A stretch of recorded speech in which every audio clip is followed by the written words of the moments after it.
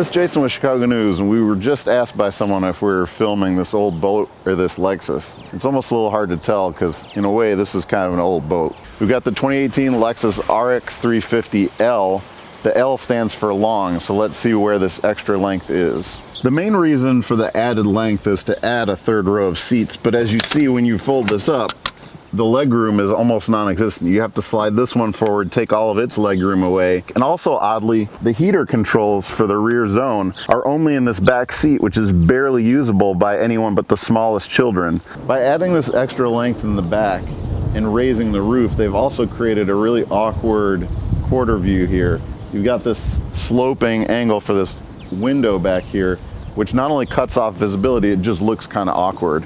I really wish that Toyota and Lexus would kind of get their designers to tone it down a bit. They don't have to make a car look awkward to make it look modern. You don't have to be weird. This is a little too weird. Usually when a manufacturer adds L at the end of the name, they mean long wheelbase. So you would expect them to add length to the vehicle between the front and rear tire.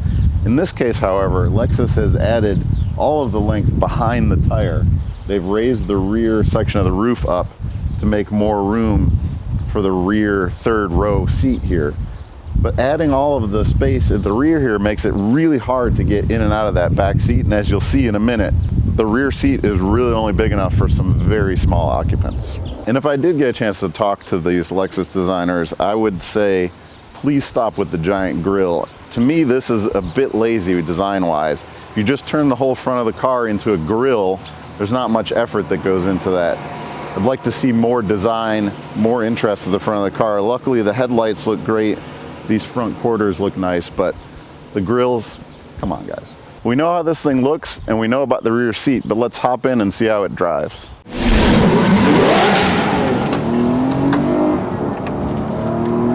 This Lexus comes with the 3.5 liter V6 that's found in a lot of both Toyota and Lexus vehicles.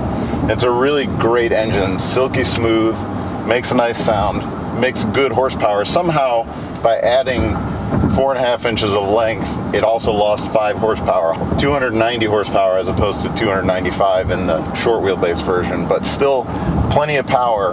Unfortunately though, the transmission is a little bit soft and lazy. It doesn't really engage well with this very engaging engine. And also, if you try to turn, the front tires will kind of whine and complain about it.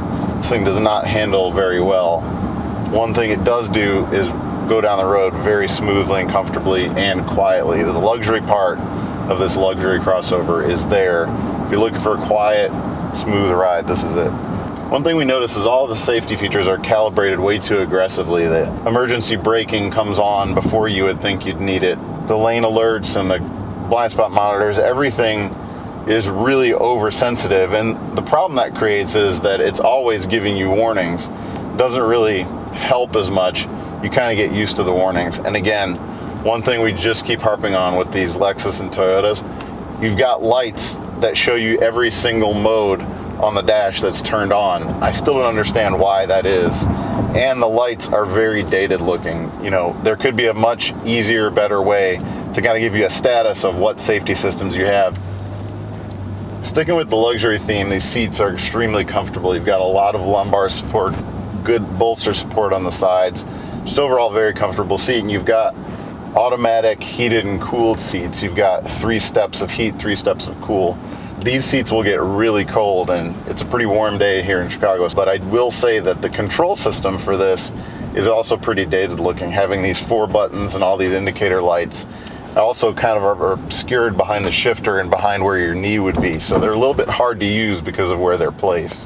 That theme carries through to the infotainment system. You've got this trackpad system, which, you know, I understand Lexus and Toyota have some money into developing the system, so they're not going to throw it out right away, but I really can't wait till they come up with something new, because this is almost impossible to use as you're moving and driving. You know, just one bump and it knocks the little pointer to another setting, you know, and it really locks out anything. If you're on the wrong screen, it's jumping around all over the place. It's just not an easy control system. Now, this screen is fantastic, but it's not a touch screen and it's out of reach. So really, if this were just closer and a touch screen, you could almost do away with this terrible trackpad and it would be a much more usable interface. The infotainment system itself is just fine. You've got a bunch of apps you can use while your smartphone is connected, but the only way you can really connect is via Bluetooth. Use the data on your phone, because this has no Android Auto and no Apple CarPlay. For a mid $60,000 luxury SUV to not have those simple connectivity features, it's kind of unforgivable in this day and age. Everybody's got a smartphone. Everybody wants it to integrate well with their car. On the interior, you've got a lot of really nice materials, as can happen in some Toyota and Lexus. There's a couple of cheaper pieces, but it's really limited. And you've got some really nice leather with some contrasting stitching and a really cool wood insert here with some inlays in it that curves up and around and is a really attractive piece. In general, this center console is great. And one thing I will say about user interface is having a regular volume knob and tune knob makes this radio really easy to use. You can put just about everything else on the touchscreen, but having that volume knob and having it accessible makes it really easy. Even with steering wheel control, sometimes it's just as easy to grab this knob. We've got a drive mode selector here in the center console as well. Again, a little bit awkward to use because it's far back. If you want to set your drive mode, you're going to want to do it while you're standing still, because you really have to look down to see this. You've got eco and kind of a normal mode and then a sport mode. Again, it really changes the transmission characteristic, the electric power steering feel, that sort of thing. But it doesn't really make a big difference. The different settings aren't markedly different from each other.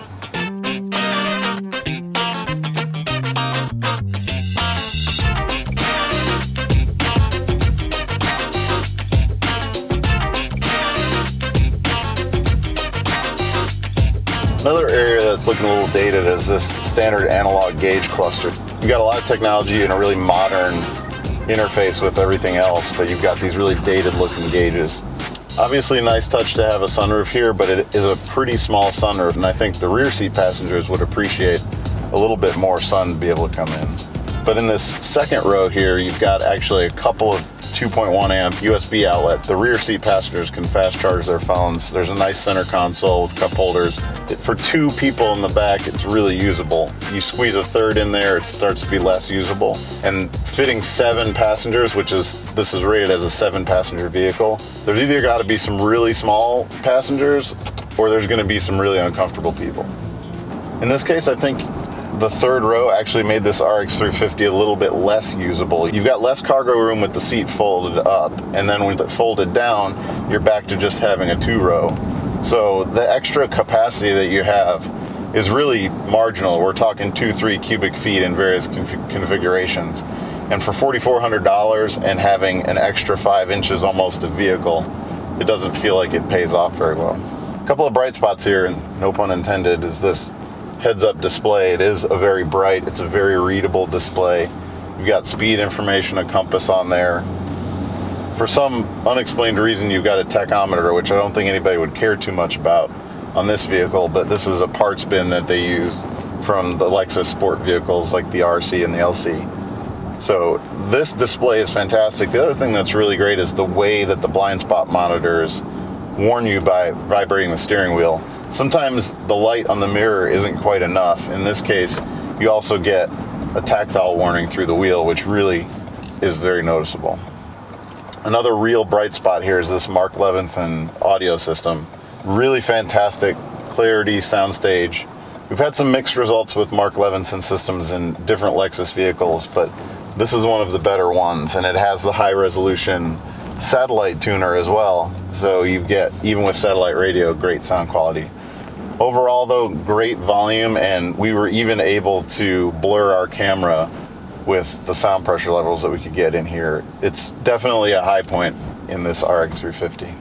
Ultimately, when you compare this to vehicles like the CX-9, the Acura MDX, and on the more luxury side, things like the XC90, for $63,000, our test vehicle here really puts itself between those options. You can get a CX-9 or an MDX for a lot less money, or you could spend a little more and get an XC90 that has more room for the third row and a lot more luxury and technology. So this sits in kind of a weird place in the marketplace, and ultimately I think this is due for a pretty big refresh. This is feeling a little dated in some ways, and I'm not sure why Lexus and Toyota decided to spend development money to add 4.5 inches behind the rear wheel when they could have really taken a fresh look at this and given it a redesign. One issue we had with the automatic braking system in this is that when you go to parallel park in a tight spot and you're inching closer to the car in front and behind you, the car actually tries to stop. Even though you're going really slow and you can see on the camera you've got space, it doesn't trust you for some reason. It tries to stop the vehicle really abruptly. It makes it difficult to park in tight spots for the city, and there's probably a way to shut it off, but it's not very intuitive. We tried for a little while to shut the emergency braking off. Made it very difficult to park in the city, so a little bit of a rough feature.